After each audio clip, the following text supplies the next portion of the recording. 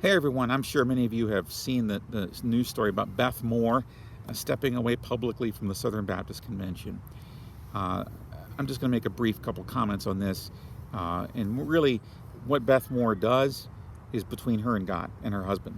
She's married, and so that's between her, God, and her family. Okay, as far as what she does, where she sells her books, and where she goes to speak and things like that. I'm more concerned about the narrative that's kind of coming out of this news coverage and now in social media conversations. And that narrative is that she was driven out of the Southern Baptist Convention or found herself unwelcome in the SBC because, so the narrative goes, the Southern Baptist Convention has given itself over to racism and sexism, and therefore, and I just I don't accept that narrative. I don't accept the narrative that the Southern Baptist Convention is a big bad villain, and that it's hopelessly gone or too far gone or whatever. I just don't accept that at all. I'm not saying that's what Beth Moore is saying. I'm saying that's how the narrative is playing out now with all this news coverage, based on some of the things that she has said and based on her decision to leave. Let me quickly say, I do not have any problem at all with Beth Moore making comments critical of a president or politician. And I know that's one of the things that's been cited in the news coverage, that Beth Moore made some comments critical of Donald Trump, and that's one of the reasons why she found herself unwelcome. To the extent that that's part of this actual story or actual reason, I'm disappointed that Beth Moore felt that way. I think the SBC should be big enough and broad enough and diverse enough to accept different political perspectives and allow for people to have different perspectives. I think we can stand strong and should stand strong on certain biblical principles that are clearly enunciated in Scripture, like the SBC should be against racism and against sexism and against bigotry and hate and for the sanctity of life and for the family and things like that. But the idea that the SBC should become associated with a single politician is something that I would very much oppose.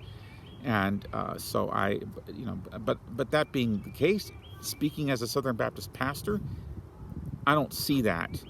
And so, I don't accept the narrative that that's where the SBC is right now. The second thing is, there have been many people that have said that she was driven out or felt unwelcome or pushed out or whatever because she spoke up for victims of abuse. And let me say that,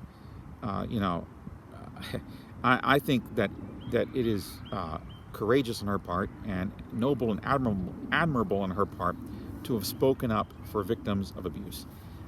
And frankly, I think a voice like hers is needed in Christian circles today, to remind all of us to take seriously women who come forward and say that they're undergoing that kind of mistreatment or that kind of abuse, and we shouldn't brush that off.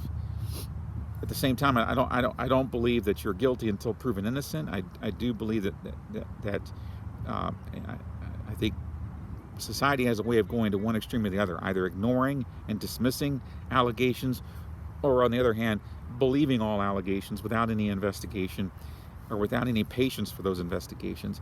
I reject both extremes. I believe that we should take allegations seriously, but we should also, a person should be deemed innocent until proven guilty. And the person who may be a victim of abuse, they should be put in a safe place. They should be protected.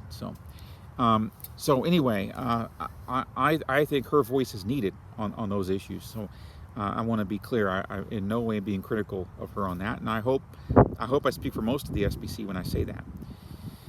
My main point in releasing this video is just to say that I have been a Southern Baptist pastor now for the last 11 and a half years, and I have interacted and met with a lot of Southern Baptist lay people and pastors. And by far the vast majority of people that I've interacted with and rubbed shoulders with have been wonderful people. And, there are certainly problems in the Southern Baptist Convention. Anytime you get a group of people together, you're going to have problems because there's people involved and people are sinners. And that's why we need the Lord. So there's always going to be problems wherever you have people. And the more people you have, the more problems you're going to have. The Southern Baptist Convention is the largest Protestant denomination in the United States. That's a lot of people, and therefore you're going to have a lot of problems and a lot of scandals and a lot of news stories. And you're going to see a lot of junk because there's a lot of people. And so I think the last count was like was it 12 to 14 million people or something like that. I could be completely off. So, but let's just say 12 million people. Well, that's 12 million sets of problems, and that's 12 million sinners in one denomination. That's a lot. So you're going to have problems, and so no denomination is perfect, no church is perfect. But when a person who has an important voice on certain issues removes themselves from that, I don't see that helps necessarily. But again, she has to do what she feels is right for her call and what's right for her family, and so that's between her and God, and I'm content to leave it there. I'm just ask those of you watching this, please reserve judgment on the SBC. Again, the Bible, Book of James, be quick to hear, slow to speak, slow to wrath, because the wrath of man does not produce the righteousness of God. So, take your time before you make judgments about the SBC and so forth. Take your time on that. Now, there are some people that are alleging that the real big problem is that the Southern Baptist Convention is sexist because the SBC kind of frowns on women being pastors. Well, one of the things that everyone has to understand about religion, and again, I define this in a socio-cultural category sense, but this is something you got to get about religion, and people just have to get this. And I'm sorry, I'm going to say it very bluntly to you. You need to get this, and you need to be okay with this, okay? And that's this. Religion is about discrimination to some point. It is. By its nature, it's discriminating. Religion always says that certain beliefs and practices are right and other beliefs and practices are wrong. And so anytime you get into a faith-based group or a religious group, that community is going to have certain things that they believe and do, and certain things that they don't believe in and don't do. And there's going to be differences from religious community to religious community on a whole host of matters, including who should be ordained, who should be baptized, when should that person be baptized, what's salvation about, how do you know whether you're going to heaven or hell, is there another way, a purgatory perhaps, there's going to be all kinds of differences of opinion on all kinds of issues, marriage, family, all kinds of stuff. And it seems like people don't have the patience for disagreement anymore, and they seem incapable of having thoughtful, patient disagreement on issues. But that has to be the case if you're going to maintain a society that protects and takes seriously religious freedom and the freedom of speech and the freedom of thought. You have to allow for diversity of opinion and diversity of thought. And that means if you want to have religious freedom, you've got to allow the fact that, Muslims are going to believe a certain way. In fact, even within the Muslim community, there's going to be differences within the Muslim community. Same thing with the Jewish community, and same thing with the Christian community, and whatever other religion you talk about. And, you're going to have certain, it would just take the Christian community. You're going to have Catholics, you're going to have Baptists, you're going to have Methodists, Episcopalians, Anglicans, you're going to have non-denominational people, you're going to have, and even within the Baptists, just take the Baptists, for example, you've got tons of diversity and tons of different perspectives within the Baptist fold. And then in the Southern Baptist too, you got differences within the Southern Baptist. So you're always going to have differences of opinion when it comes to religion. And that's just the way it is. And mature people can handle that and are okay with that. And so, it's like, okay, I'm going to, if I believe based on the reading of Scripture that a woman can preach and be a pastor, then I'm going to go to a church that does that, or vice versa, or whatever, infant baptism. If I believe that it's okay to baptize a baby, I'm going to go to a church that does that. And I'm not going to waste my time and energy condemning and calling this other church hateful or whatnot, unless they become virulently hateful and start engaging in harassment and things like that. Now that's a different issue, like Westboro Baptist Church, which isn't Baptist really. They're a cult. They're not really a church. They're a cult. But a church like that, okay, now we're talking about where they're out and loud and proud when it comes to their hate and their bigotry.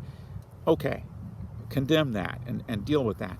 But most churches are just loving and sincere group of people doing the best they can to get through this thing we call life. And based on how they understand the Bible, they have set up their statement of faith and their beliefs and practices accordingly. And so they're gonna preach and teach and practice according to that. That's okay, you know. And in a society that values religious freedom, you just need to just exercise your freedom of choice and go to a different church. You know, go to a church that more reflects your views. Now, in saying that, I would add one important thing, and that is ultimately it doesn't matter what you think or what I think. Ultimately, it matters what God thinks, and so make sure that your views line up with Him, because He's the one that matters. And so, you know, but know that you're going to have differences of opinion amongst us fallen, sinful human beings when it comes to what He says. This doesn't mean we give up. We give up on the relationship with God, because we're imperfect. Thankfully, He didn't give up on us. That's why He sent Jesus to die for us. I'm just saying we have to be more comfortable with differences, and we have to be more understanding and more loving and accepting of those differences. You know, and so don't hate on the Southern Baptist Convention because there's a difference of opinion between the Southern Baptist Convention and maybe some other denominations when it comes to ordination or baptism or whatever the issue may be.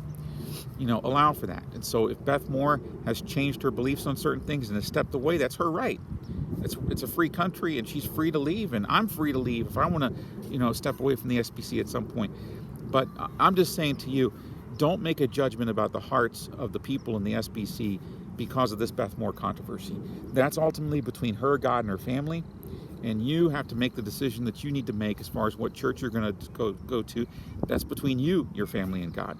So ultimately, seek the face of God and seek God's will in this, and do your due diligence and your homework and that sort of thing, but don't form negative judgments about an entire community of people based on one person's experience or one person's perspective, no matter how famous or popular that person may be. So that's my encouragement to you. God bless you. Take care.